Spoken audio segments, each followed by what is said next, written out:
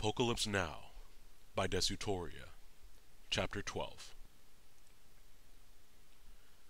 Hideki, Harmony, and Xerxes spent the next hour and a half combing through the ravaged city, searching for anything of use. Even Hideki wasn't completely comfortable doing this, but all three knew they had to seize the opportunity to restock while the town was still devoid of zombies. Because of the now ever-present threat of Diglett, they made sure to have one Pokemon out and ready for battle at all times. Xerxes stuck with Maion, Hideki with Starhu, and Harmony with Shadow, who'd taken to sitting on her shoulder for safety. They raided the department store, picking up some of the more high-end items such as full restores and max potions, until their bags were completely full. "Let's make sure everyone has at least one escape rope too," Hideki suggested, "just in case we get separated in a cave or something." As they left the building, Xerxes posed the question weighing on everyone's mind. "Well guys, where to now?" "Cinnabar Island is the only place left that makes sense," Hideki said. "That's a long flight. Everyone up to it?" "I have two that can fly," said Hideki. "Harm has one too. I can teach fly to my knight in a pinch if anything happens to Amelia." "Hold on, you have a Dragonite?" "Yeah. I'd rather not use him unless I have to, though. He's completely physical. Too dangerous to use against the infected." "Hold on, guys," Harmony interjected. "Is Cinnabar really the best place to go? There's nothing there now that the volcano erupted." "Blaine has already rebuilt his gym," said Hideki. "Plus, I'll tell you what else isn't there. Infected Pokemon. The people haven't moved back either. It should be just us and Blaine on the entire island." "You're assuming nothing comes at us from the water," said Harmony. "Or the air," Xerxes added. "I'm not too concerned about the water Pokemon. We could easily fortify the island's perimeter with a wall of some sort. Rocky should be able to handle that, with all the volcanic rock the eruption created." "Hey, now that's some good thinking," Harmony said. She had always been impressed with his ability to form complex, intricate plans instantly on the spot. He had taught her how to think like that to an extent, but she decided long ago that it must be one of those skills you have to be born with to truly master. As for things coming from the air, there are no Wingull or Pelipper in Kanto, and I doubt the other birds will fly that far out to sea. These things are driven by hunger. They'd have no reason to fly miles and miles offshore to find an island with no wild Pidgey or even Spearow have even— "Excuse me," said a voice quietly. The three turned around to look at the young girl standing behind them. She looked like she couldn't be more than 12 or 13 years old. Her hair was a very light blonde, almost white, and tied up into two small pigtails high up on her head. Her outfit consisted entirely of the colors white and pink, a short blouse over knee-high socks, and simple white shoes. The shoes looked dirtied and worn, as though she'd been walking on them for several days now. She held what appeared to be a very young Eevee in her arms. "Well, hi there," Harmony said gently but happily. She was truly happy to find another person alive. At the same time, she could only imagine what kind of horrible things the girl had to live through. A curious look came across the girl's face after Harmony spoke. "You're the champion, aren't you? You're Harmony." "Yes," she said with a smile. "What's your name?" "I'm V," the young girl replied. You're a very good trainer." "Aw, thank you," Harmony said as she smiled even broader. V gave a small smile when she saw the reaction her compliment elicited out of the trainer she idolized. "Are you from here?" Hideki asked. V looked down at her Eevee and remained silent. She seemed uncomfortable with either the question or Hideki's presence. He couldn't tell which. Harmony moved in closer to the young girl. "Here, let me introduce you to my friends. The tall one there is Xerxes, and that's Hideki over there in the red." "Hello, V," Xerxes offered. Hideki just nodded. "Hi," she replied weakly. "Now, V," asked Harmony, "what on earth are you doing at a place like this? Do you live here?" "No, I'm from Pallet Town." Really, Hideki thought. This girl shared his hometown and he had never seen her before. I should probably get out more. "I started my very first adventure about a week ago. I managed to make my way here, then they—" "It's a miracle Xerxes started before quickly ending his statement. "You've been through a lot, haven't you, V?" Again, V seemed uncomfortable with Xerxes, but she addressed him this time.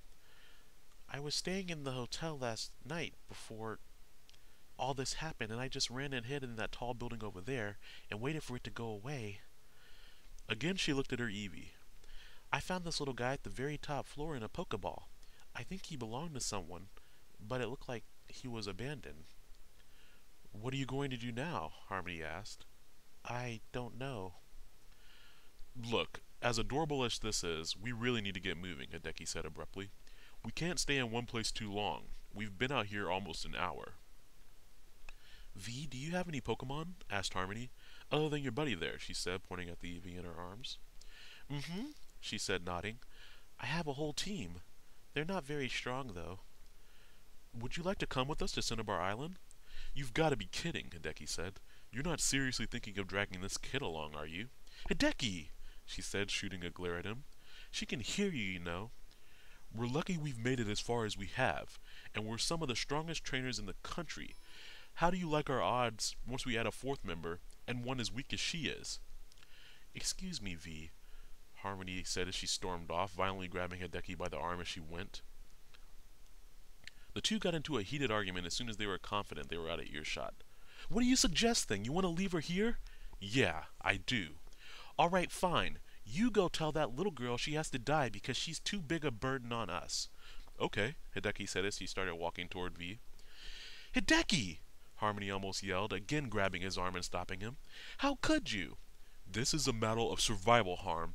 I don't want that girl to die any more than you do, but it is not worth her life to risk yours.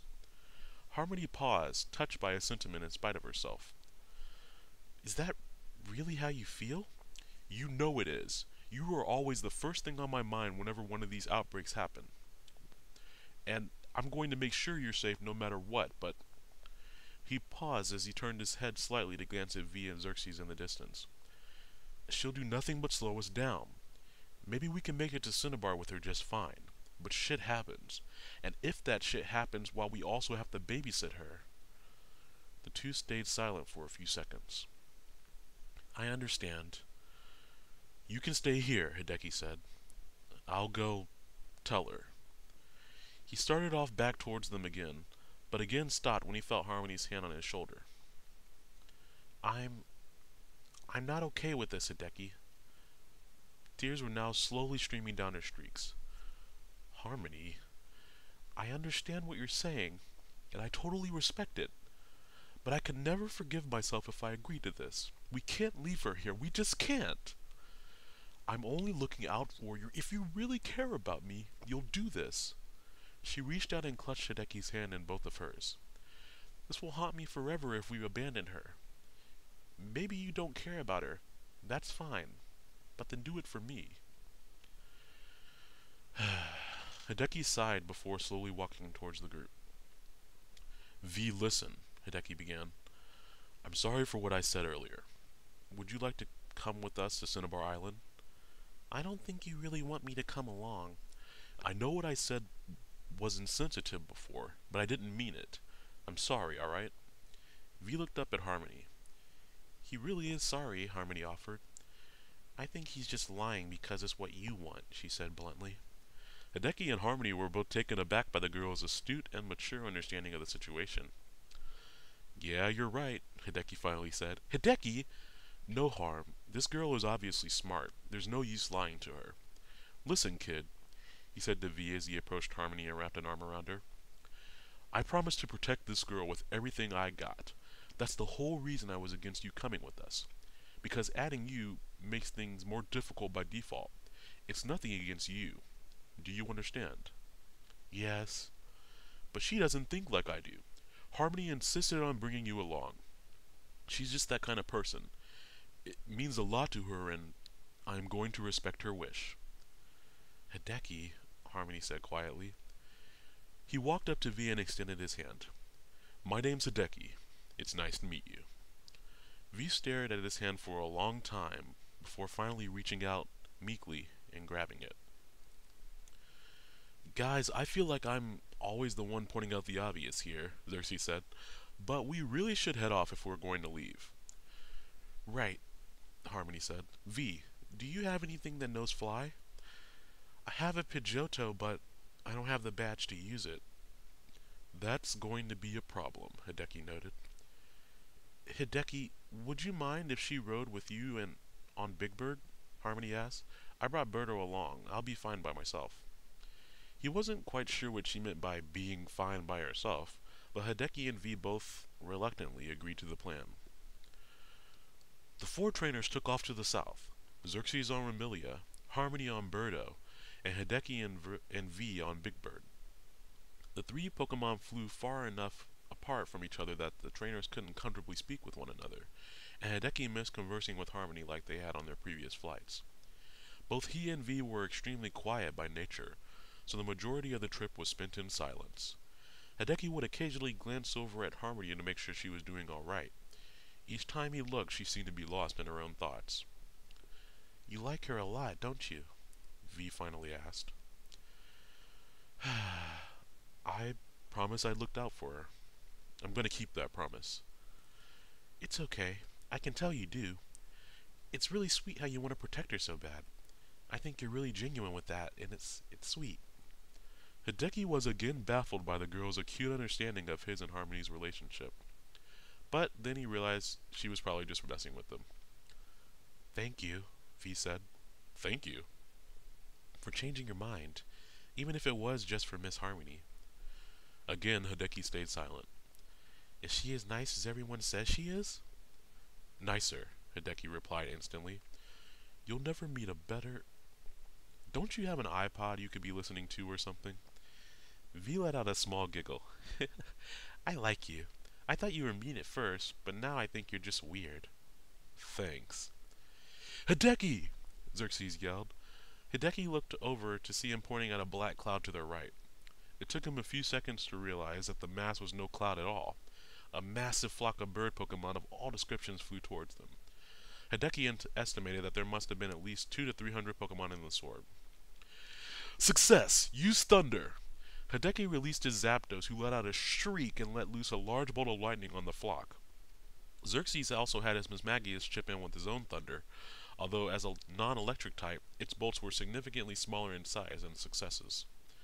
Each lightning strike resulted in the destruction of about 20 birds, but before long, both Success and Myon were running dangerously low on power for the move.